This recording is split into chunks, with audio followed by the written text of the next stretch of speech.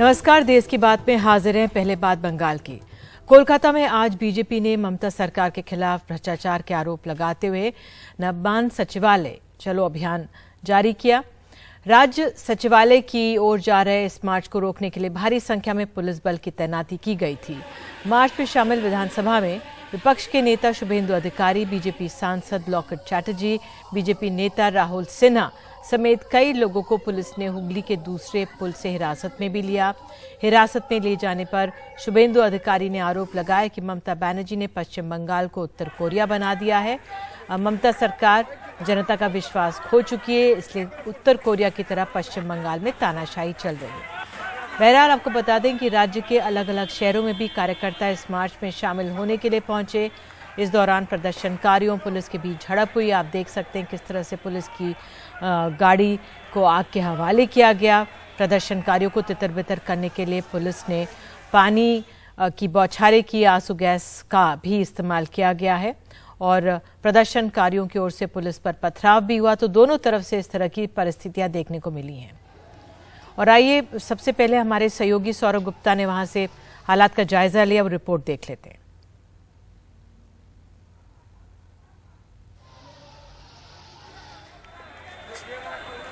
हम इस वक्त कोलकाता के बड़ा बाजार इलाका में हैं, जहां पे आप देख सकते हैं पुलिस के गाड़ी को पूरी तरीके से जलाया गया है।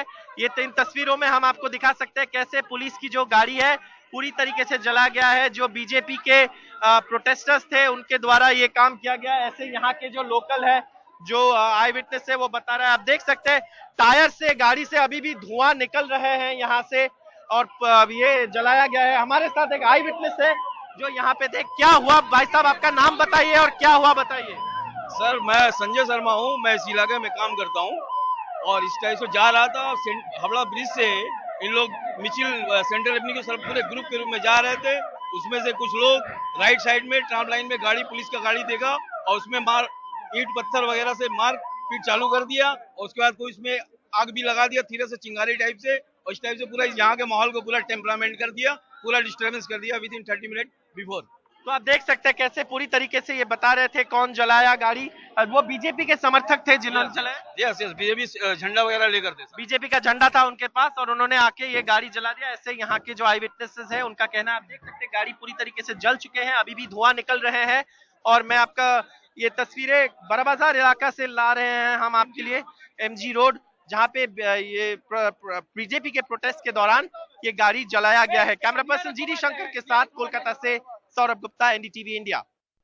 और इस पर बात करने के लिए हमारे साथ पश्चिम बंगाल की मंत्री डॉक्टर शशि पांजा मौजूद हैं। बहुत बहुत धन्यवाद शशि जी जुड़ने के लिए। मेरा सवाल आपसे पहला यही है कि आज इस तरह की परिस्थिति बनी, बीजेपी, हमारे लोकतंत्र में विपक्ष को इजाजत होती है यात्रा मार्च निकालने की, क्यों इस यात्रा की अनुमति नहीं दी गई?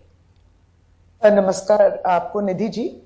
देखिए, पहली तो बात यह है कि नबान्न अभियान जो थी, अर्थात जो राज्य की जो सेक्रेटेरिएट है, उस अंचल में आप, हम, कोई भी हो, हम लोग गैदरिंग नहीं कर सकते। वहां वैसे भी सेक्शन 144 है, तो ये मालूमियत उनको नहीं थी। ऐसा कुछ ये संभव नहीं हो सकता, ये सबको मालूम है। तो दूसरी बात यह है कि हम लोग विगत दिन में भी देखे हैं कि भाजपा इस अभियान के तैयारी में जब वो मीटिंग वगैरह करते थे अपने लोगों को उत्साह देने के लिए, तब ऐसा कहते थे कि झंडा के संग आप डंडा लाइए। पहले से ही माहौल जो है गर्म किया जा रहा है। अनुमति वाली बात तो हमने कैसा, 144 है, जब अनुमति नहीं मिलेगी आपको भी हमको भी नहीं मिलेगी। तो पहले से जो ये माहौल थी कि इसको क्या शांतिपूर्ण रैली कर सकते थे, आपको अभियान करना है, आपको प्रतिवाद करना है, जरूर कर सकते हैं, लेकिन इसको पहले से ही इसको सनसनी बनाने के लिए एक प्रयास इनकी थी। और जब उनको मालूम है कि जिस जगह में आप जमायत नहीं कर सकते तो वहां जबरन आप घुसने की कोशिश कर रहे हैं, तो ये तो स्वाभाविक है कि पुलिस जो है आपको रोकेगी।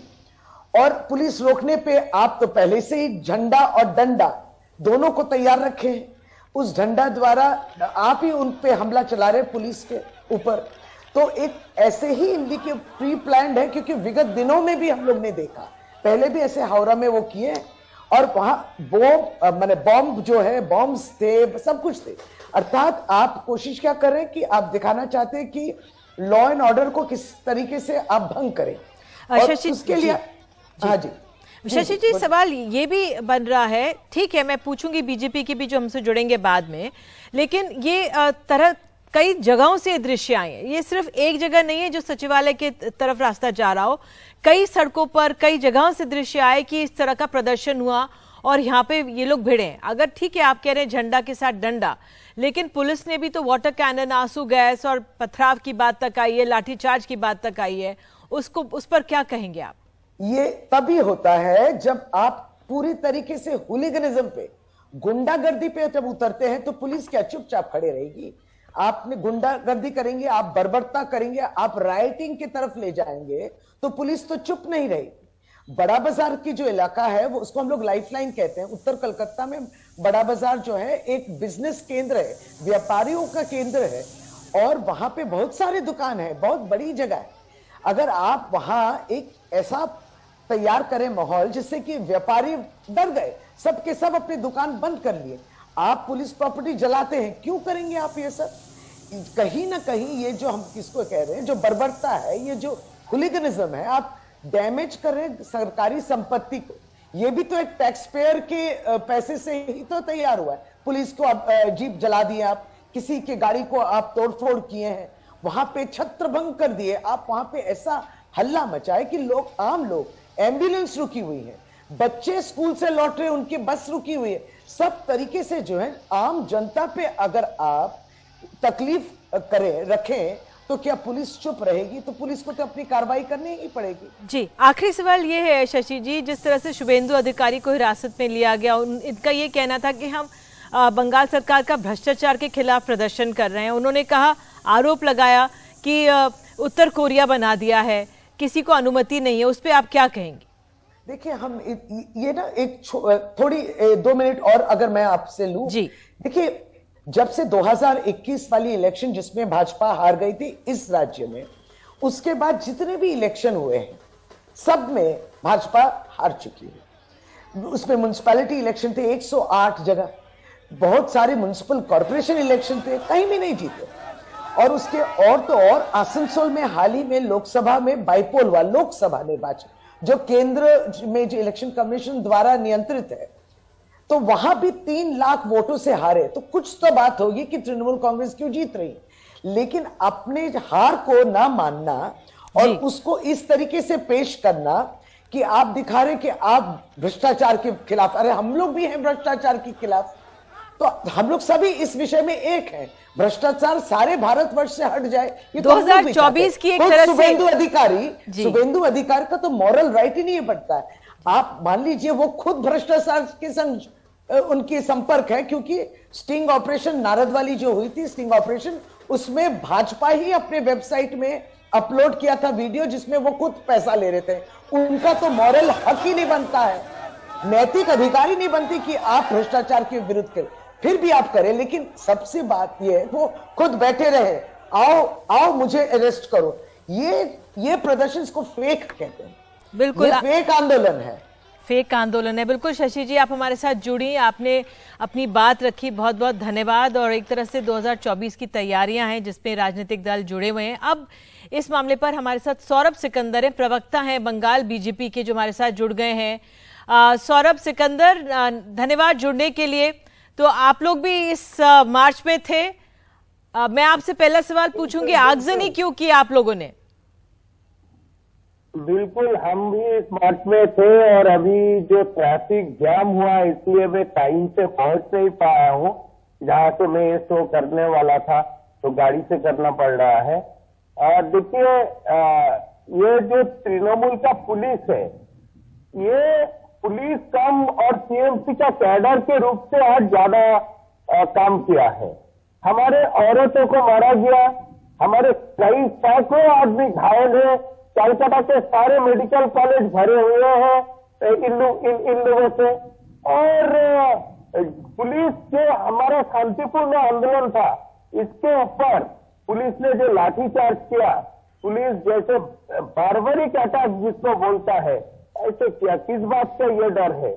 ये हम तो जो है स्टेट के युवाओं के स्टेट के जो आने वाले पीढ़ी है इसके लिए, इसके भविष्य करने के लिए गए। ठीक है, आप आने वाली भविष्य की पीढ़ी के लिए कह रहे हैं सौरभ जी, लेकिन मंत्री जी अभी हमारे साथ थी, वो कह रही थी जब इस मार्च की अनुमति नहीं थी, धारा 144 लगाई थी, तो फिर जोर जबरदस्ती से उस इलाके में सचिवालय की तरफ क्यों जा रहे थे? और आगजनी करना तो अपने आप में ठीक नहीं है जी। नहीं, देखिए बंगाल में ऐसा बीजेपी का कौन सा रैली है जिसका परमिशन टीएमसी का पुलिस देता है? ये तो बेसिकली बीजेपी फोबिया में ये लोग जीते हैं, क्योंकि बीजेपी रास्ते में जब भी उतारते हैं तो आम आदमी उसके साथ जुड़ जाते हैं, इसीलिए कभी तो परमिशन तो ये देते ही नहीं है। दूसरी बात है, परमिशन किसके, कौन परमिशन देते? जिसके खिलाफ आंदोलन हो रहा है, जिसके चोरी के लिए आंदोलन हो रहा है, वो कैसे परमिशन देते हो? तो खुद पुलिस मंत्री है इस राज्य के। लेकिन जिस तरह से आगजनी हुई है, अब वो तो आपको सरकारी संपत्ति, आम आदमी के पैसे से टैक्स से खरीदी गई गाड़ी थी जिसको आग के हवाले किया गया। आग क्यों लगाई? आप जानते हैं कि आग नहीं देखिए हमने बिल्कुल आग नहीं लगाए, ये टीएमसी का एक साबोटेज है, इसी लोगों ने आग लगाया होगा, इसी लोगों ने पथराव किया होगा। हर हमारे बड़े रैली में, बड़े मोर्चा में करते हैं, आग लगाने से दूर दूर हमारा कोई संपर्क नहीं है। तो आपका ये कहना है कि आप लोगों ने आग, आपके बीजेपी के कार्यकर्ताओं ने आग नहीं लगाई? क्योंकि बात तो यही कही जा रही है, वहां पे आम नागरिक जो मौजूद है वो कह रहे हैं कि बीजेपी के लोगों ने या कार्यकर्ताओं ने आग लगाई। पुलिस का तो काम ही है हमको बदनाम करना, और जो है कि बंगाल के पुलिस, जब इतने सारे पुलिस वहां पे मौजूद थे तो पुलिस ने रोका कैसे नहीं? इतना पुलिस तो मार के किसी का हाथ तोड़ दिया, किसी का पैर तोड़ दिया, और एक पुलिस वैन में आग लगाएगी तो पुलिस रोक नहीं पाए।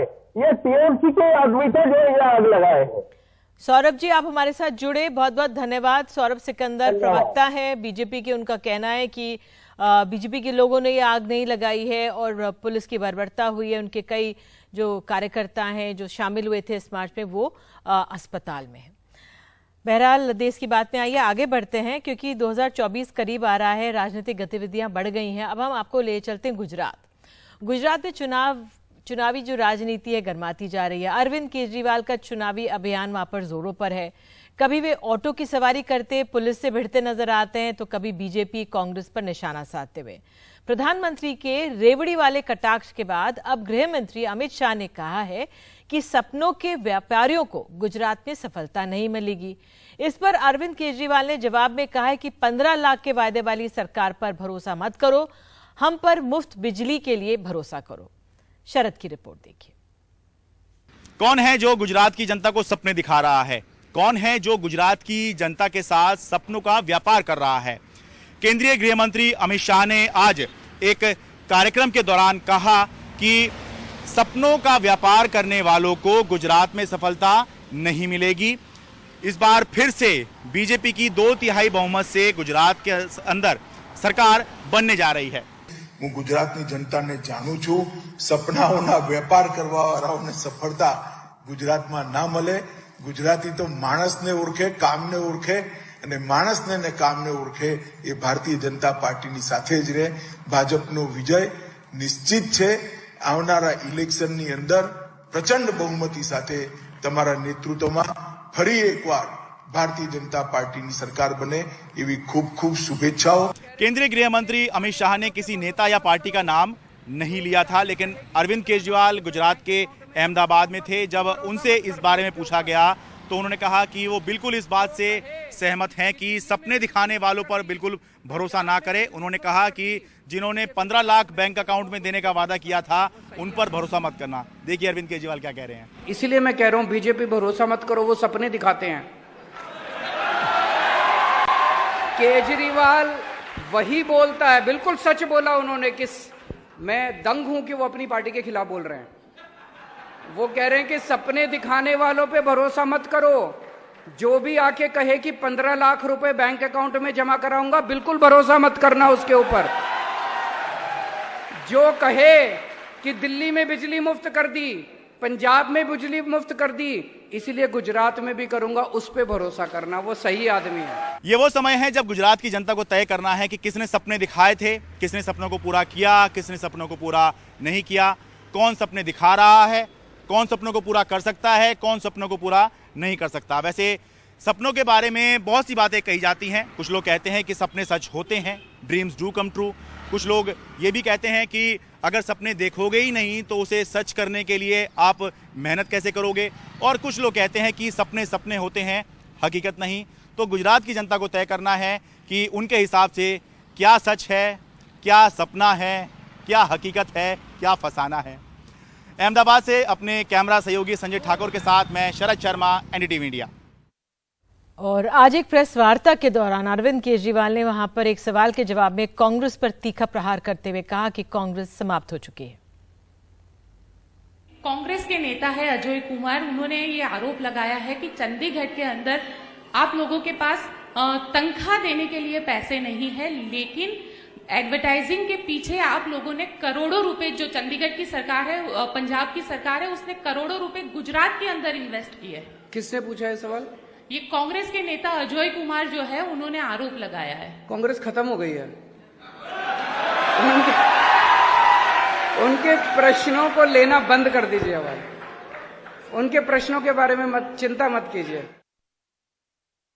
तो राजनीति से अब आगे बढ़ते हैं और उत्तर प्रदेश से जुड़ी हुई खबर।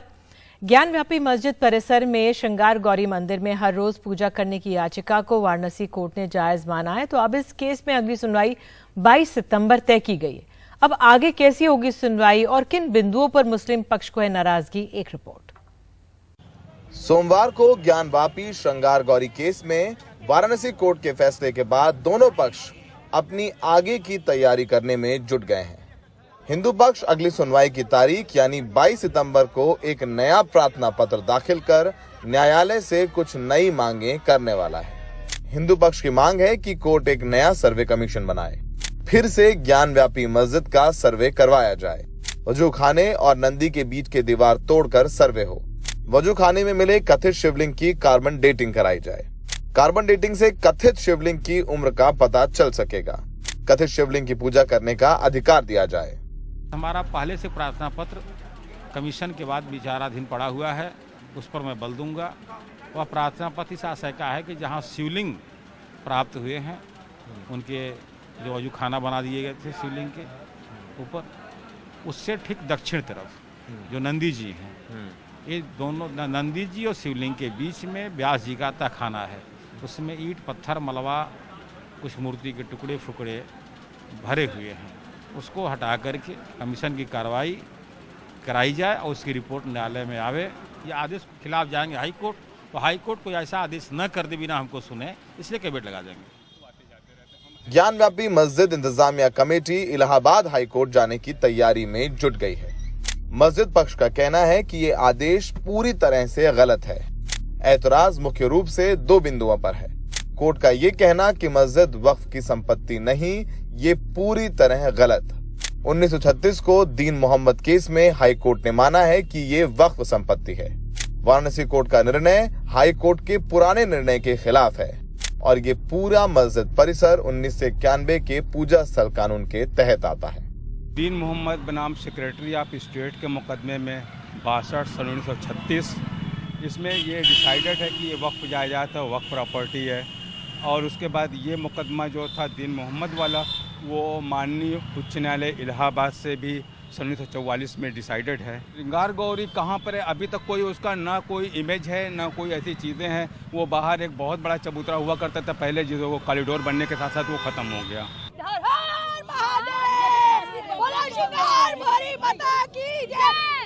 सोमवार को आदेश के बाद सबसे बड़ी राहत ये रही कि पूरे प्रदेश से गड़बड़ी की कोई खबर सामने नहीं आई।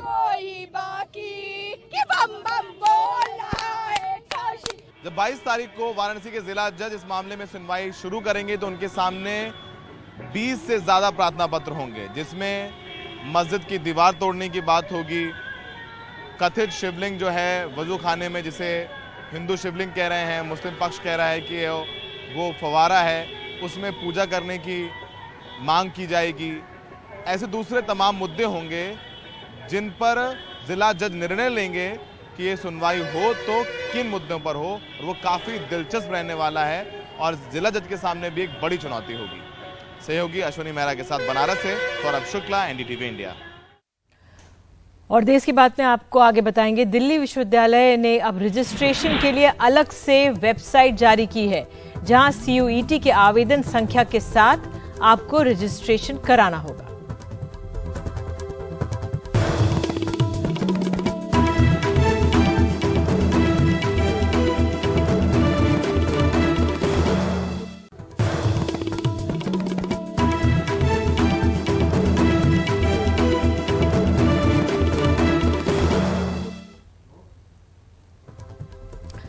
साठ से ज्यादा केंद्रीय विश्वविद्यालयों में स्नातक और परास्नातक में दाखिले के लिए प्रवेश परीक्षा CUET सोमवार को ही समाप्त हुई है और इस ऑनलाइन परीक्षा को महीना भर में खत्म होना था, लेकिन बार बार स्थगित होने के चलते अब ये 2 महीने बाद समाप्त हुई। लेकिन इसके बाद भी दिल्ली विश्वविद्यालय ने कॉलेजेस में दाखिला लेने के लिए CSAS 2022 में रजिस्ट्रेशन कराना अनिवार्य किया है।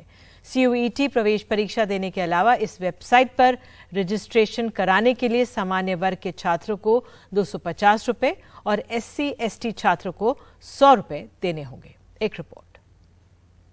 CUET कल खत्म हो गया, उसका लास्ट फेज भी खत्म हो गया और अब हम अपनी प्रक्रिया शुरू कर रहे हैं।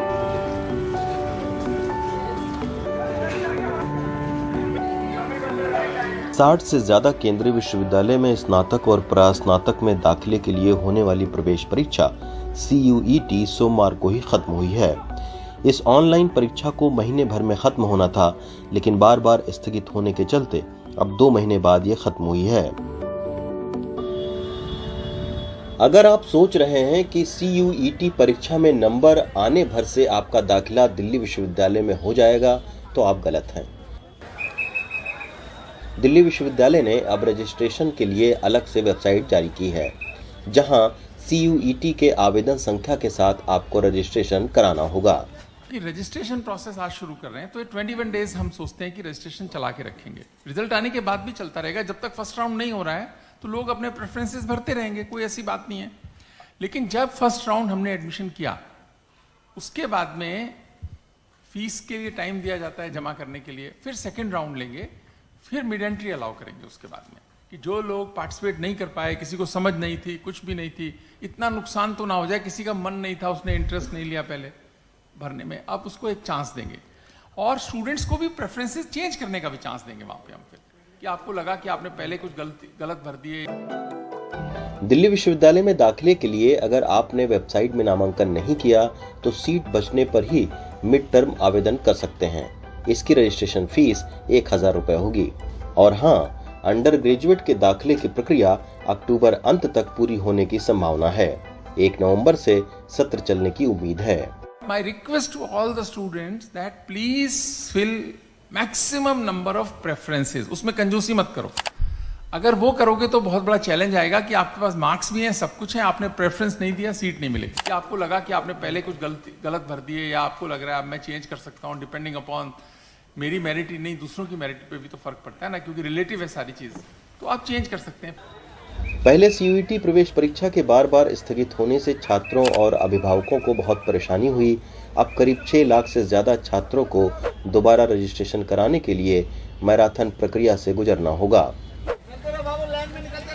नई दिल्ली से हरकिशन शर्मा के साथ रवीश रंजन शुक्ला, NDTV इंडिया।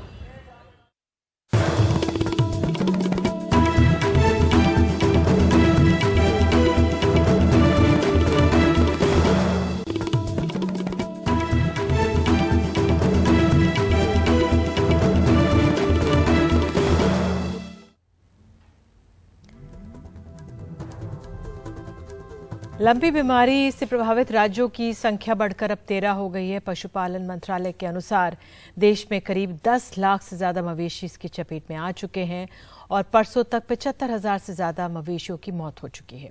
पशुपालन राज्य मंत्री संजीव बालियान के मुताबिक देश में पर्याप्त मात्रा में वैक्सीन उपलब्ध है इसके लिए, और राजस्थान समेत प्रभावित राज्यों ने जितनी मांग की है उन्हें सप्लाई की जा रही है। एक रिपोर्ट।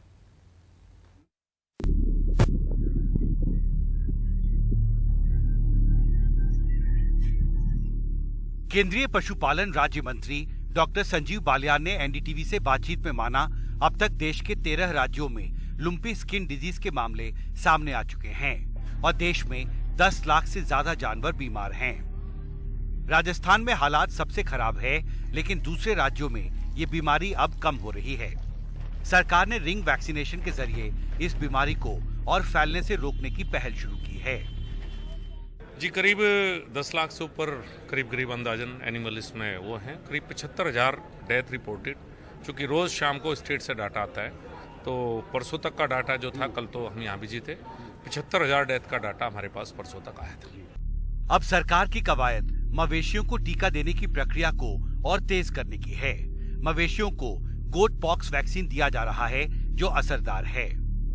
भारत सरकार ने राज्य सरकारों को आगाह किया है कि लुम्पी स्किन डिजीज के मामले जहां जहां भी तेजी से बढ़ रहे हैं, वहां पर मवेशियों के वैक्सीनेशन की प्रक्रिया को और तेज किया जाए। साथ ही किसानों को और पशुपालकों को सजग किया जाए कि अगर उनके यहाँ कोई मवेशी बीमार होता है तो उसे तत्काल पास के पशु अस्पताल या पशु विशेषज्ञों के पास ले जाएं। Including China.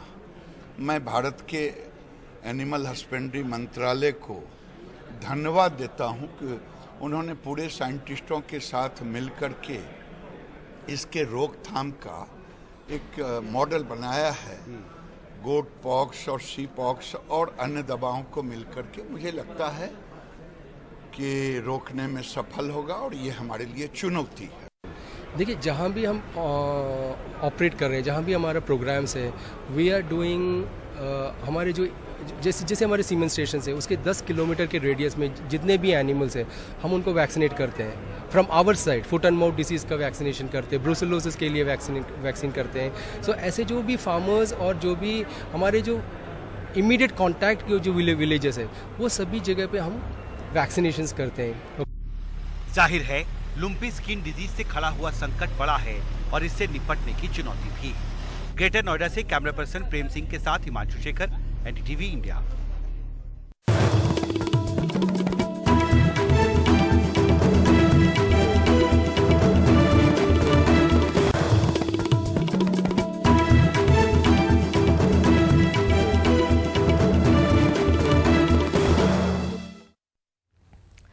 तो पूर्वी लद्दाख में करीब 28 महीने से भारत और चीन की सेनाओं के बीच जारी तनातनी अब घटने के आसार बन रहे हैं। हॉट स्प्रिंग और गोगरा के पेट्रोलिंग पॉइंट 15 से दोनों देशों की सेनाएं पीछे हट गई हैं। इस बात की पुष्टि सेना और सैटेलाइट इमेज के जरिए भी हुई है। इससे पहले भारत और चीन की सेनाएं विवाद वाली जगह गलवान पैंगोंग लेक के उत्तरी और दक्षिण इलाके से पीछे लौट गईं। हालांकि कई जगहों पर अब भी दोनों देशों की सेनाएं पेट्रोलिंग के लिए पहले वाली जगहों तक नहीं जा रही हैं।